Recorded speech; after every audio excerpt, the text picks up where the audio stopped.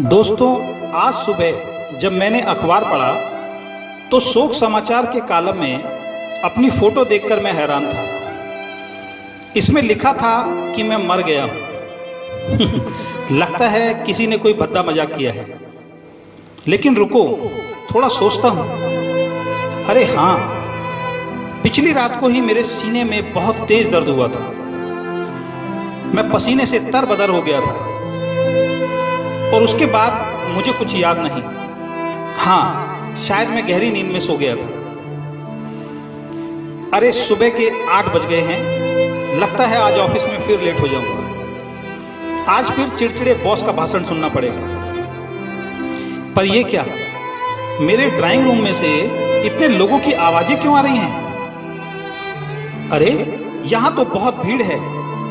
ये सब लोग रो क्यों रहे हैं?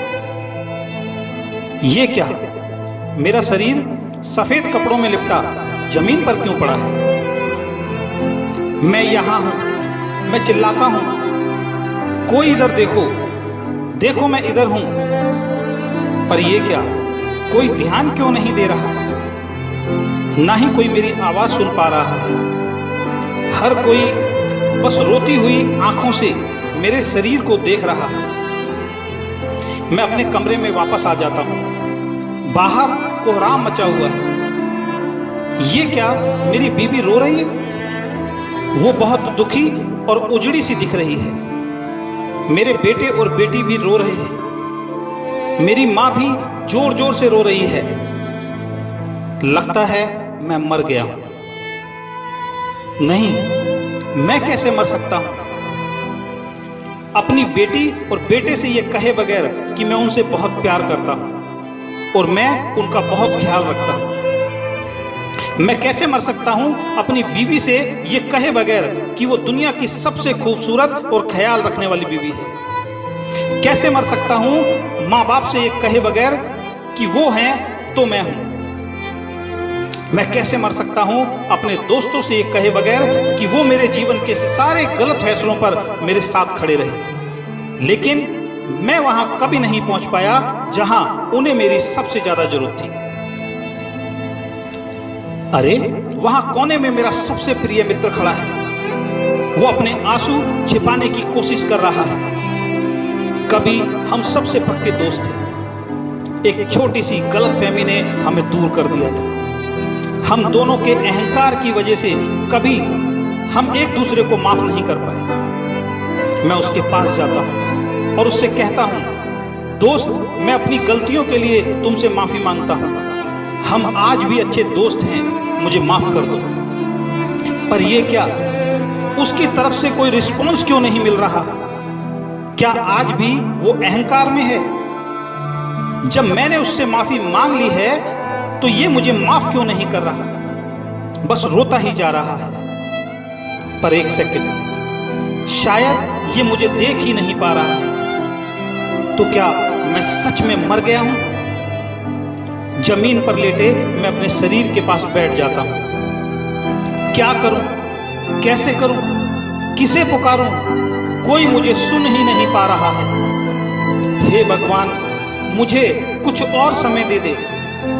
मैं अपने बच्चों, बीवी, माँ बाप, दोस्तों को ये बताना चाहता हूं कि मैं इन सबको बहुत प्यार करता हूं। मेरी बीवी कमरे में आती है। मैं उसको बोल रहा हूं, तुम बहुत सुंदर हो। मैं प्यार से बार बार दोहराता हूं, वो मुझे सुन ही नहीं पा रही है। सच ये है कि जीवन में उसने ये शब्द मेरे मुंह से कभी सुने ही नहीं, क्योंकि मैंने कभी उससे ये कहे ही नहीं। हे भगवान, मुझे थोड़े दिन और दे दे, केवल एक बार, क्योंकि मैं अपने बच्चों को कामयाब बनाना चाहता हूं। अपनी मां को मुस्कुराते हुए देखना चाहता हूं। अपने पिता को अपने ऊपर गर्व करवाना चाहता हूं। मैं तो इन्हें कभी समय ही नहीं दे पाया। मैं इन्हें बहुत सारा समय देना चाहता हूं। मुझे लगता था दुनिया में मेरी किसी को फिक्र नहीं है, पर ये सब तो मेरे लिए रो रहे हैं। मैं इन सब का धन्यवाद करना चाहता हूं। मैंने ऊपर देखा और चिल्लाया, भगवान प्लीज प्लीज प्लीज मुझे एक मौका और दे दो। और उसके बाद मैंने आंखें बंद कर ली। तभी मुझे किसी ने कंधा पकड़कर हिलाया। मैंने आंखें खोली, मेरी बीबी चाय का कप लेकर मुझे उठा रही थी। मेरे बच्चे स्कूल के लिए तैयार हो रहे थे।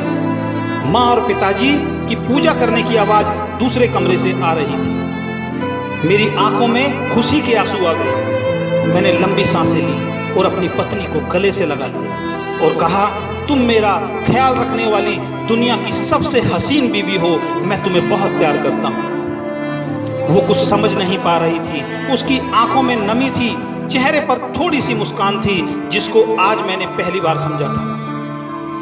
और मैंने खुशी खुशी मन में बोला, हे ईश्वर, इस दूसरे मौके के लिए बहुत बहुत बहुत धन्यवाद। दोस्तों, ये हम सबकी कहानी है। अभी भी देर नहीं हुई है।